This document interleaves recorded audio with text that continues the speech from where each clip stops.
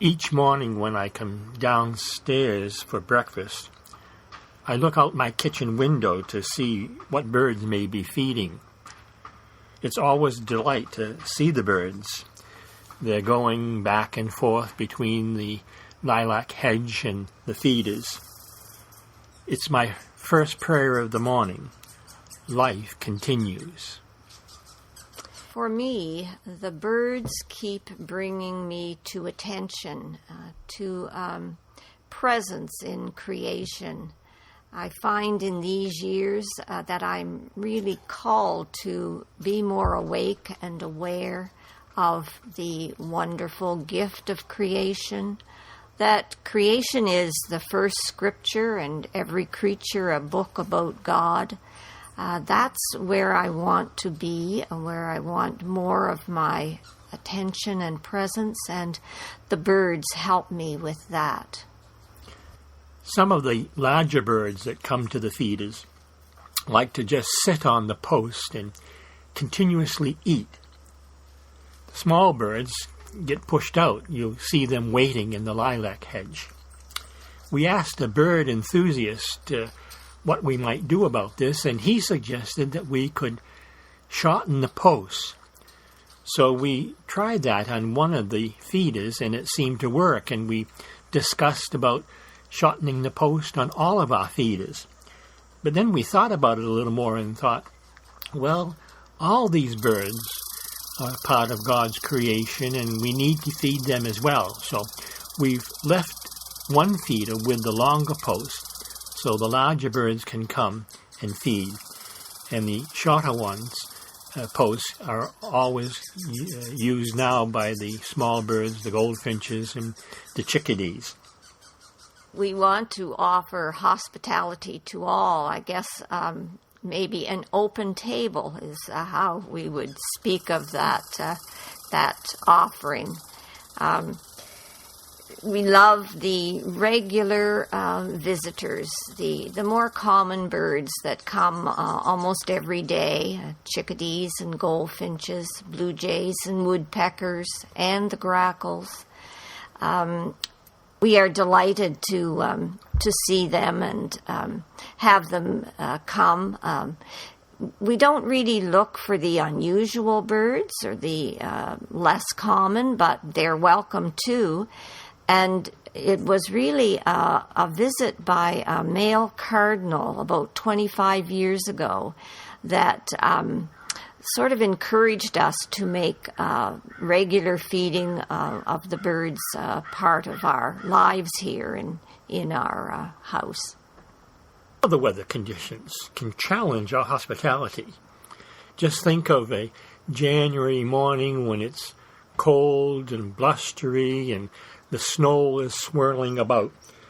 It's not easy to get out to fill the feeders. I want to stay in the den where it's nice and warm. But if I have to go out somewhere and I go to get in the car, the lilac hedge comes right up to where my car is parked, and I'll hear the chickadees and their loud, kind of anxious song that they have at the time, and as they're crying out to me, and I know they're saying, "Bob, come fill the feeders."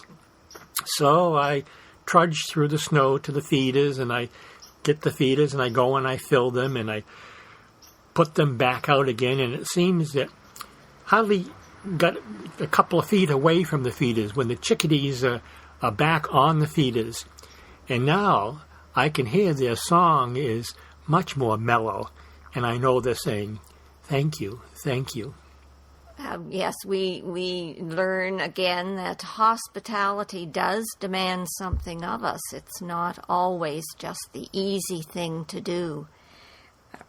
We do receive so much from the birds, though. Their regular visits, as I said, their songs and cheery presence, and we learn a little bit about their different characteristics and behaviors. So they offer us so much and even leave us little gifts.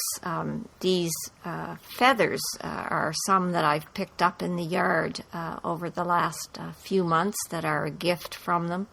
I've always loved feathers and not known just why, but been attracted to them. And quite a few years ago, I heard the words that Hildegard of Bingen shared about her desire to be a feather on the breath of God.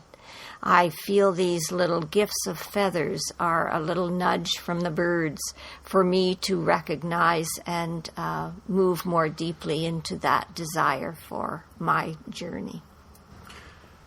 I trace my interest in the birds back to quite an unpleasant experience I had. I was 9 or 10 years old, and my one great desire was to have a Red Ryder BB rifle. I finally convinced my parents to buy one for me. We had to send away for it. I can still remember the excitement I had when that package came in the mail and I unwrapped it, and there was my Red Ryder rifle.